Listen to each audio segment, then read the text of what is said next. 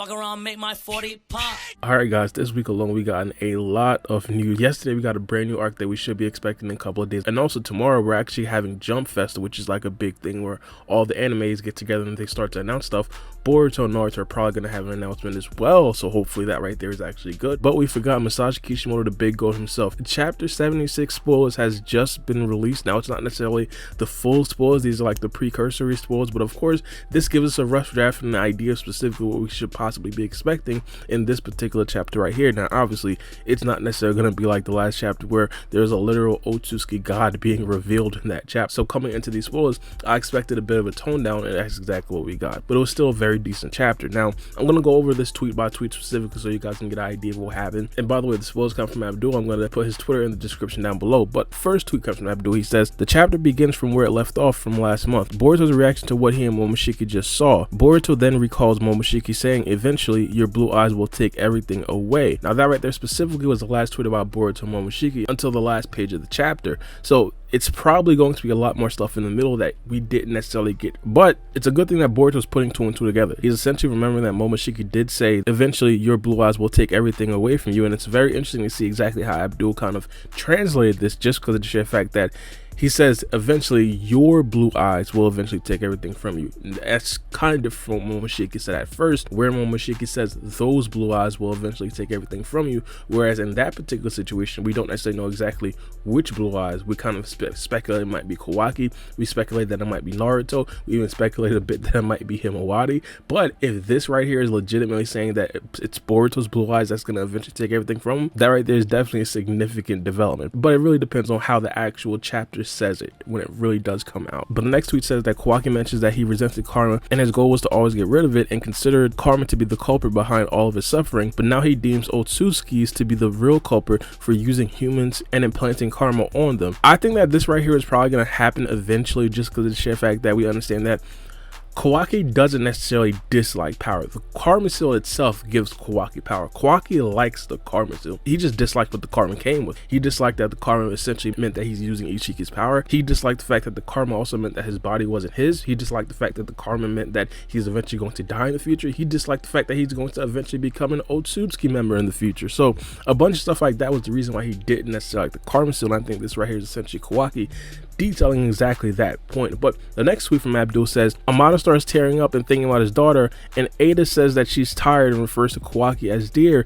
Everyone rests, new day tomorrow. That right there is an absolutely savage comment. Like, this man Amado is reflecting, crying over his daughter, and Eida's just like, bruh, I'm about to go to sleep. Kawaki, follow me. Like, damn, like that's different. It's honestly interesting seeing everybody cordial for one of the first times, especially after like what years of them being completely on the other side of things.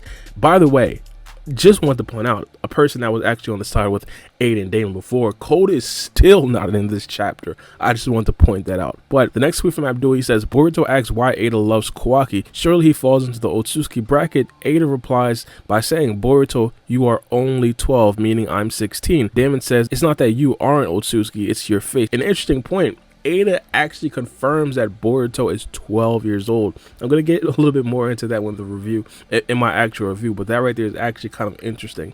One of the first times that we got an actual confirmed age for Boruto. But the next tweet says Boruto, Damon, and Kawaki start arguing at the breakfast table. Then suddenly she mentions that she needs more girls at the house and demands for Sarada and Sumire as they are the nearest available. This right here makes so much sense, and I think this right here is definitely going to be well received for a lot of the fans out there if this right here is actually going to be a mainstay, mainly because not only is Sarada a very, very big character in the whole entire series, but also Sumire as well has a very big fan base. The next tweet from Abdul, he says Sarada and Sumire are both shocked to hear their names. Mitsuki wants to go with Sarada, but Konohama says no as he was affected. Shikamaru offers his help as he wasn't affected originally, but even he falls down. Delta wants to go, but Sumire did not allow it. Alright, so big information in this tweet, or they're kind of assuming that this big information in this tweet is the fact that Sarada and Sumire aren't necessarily affected by Eida's abilities. Now, I don't necessarily think it's going to be a full slate type of thing. I think it's going to be a certain situation where Sumire and Sarada are more, let's say, invulnerable to Eida's abilities, but isn't completely invulnerable.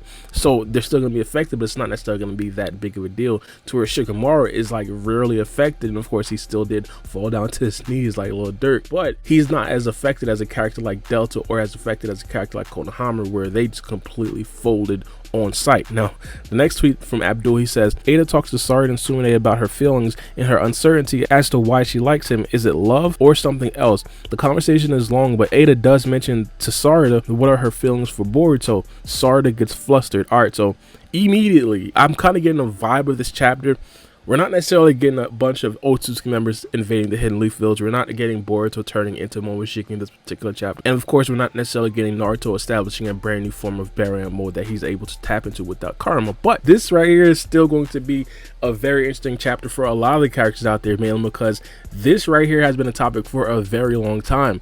Sarada's potential feelings towards Boruto. And in this particular setting, it's going to be very, very, let's say, awkward, just because of the sheer fact that Sumire is also right there, and Sumire literally told Sarada that she had a crush on Boruto. But let's digress. Like, this right here is him going back to the Momoshiki and Boruto dynamic.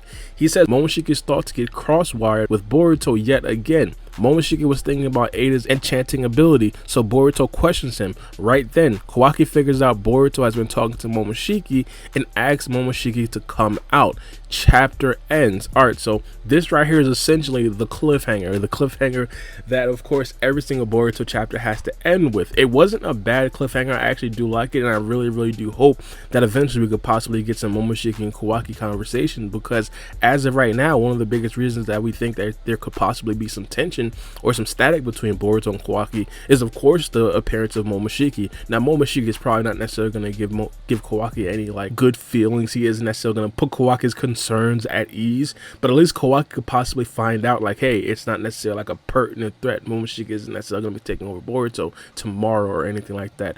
Hope not. But and the last thing Abdul tweeted about chapter 76, he says, I think the main conversations happened between Sarada, Sumire, and Shikamaru. Sarada and Sumire didn't get affected by Eida's enchanting ability, and so Shikamaru wants them to do something. Alright, so that right there is pretty much it, and this right here is like kind of touching on what he said a little bit earlier when, of course, the panels were actually being shown, that Sarada and Sumire, they're kind of like invulnerable to this ability, which is like kind of interesting. But I definitely do want to see exactly what they mean by that. Like, how much are they like able to like skirt her actual enchanting ability? Is like a full invulnerability? Again, as I said, I don't necessarily think it's going to be that, but I definitely do want to see exactly how strong their, let's say, invulnerability actually is. But that's all the spoilers that we have as of right now. The rest of the spoilers is probably going to be coming out a little bit later on today, probably even early on tomorrow. If not, either way, I'm probably going to cover it as soon as it comes out. But of course, there's a bunch of other stuff to get to. Jump Fest is about to happen in a couple of hours. But let me know what you guys think about these spoilers in the comment section down below.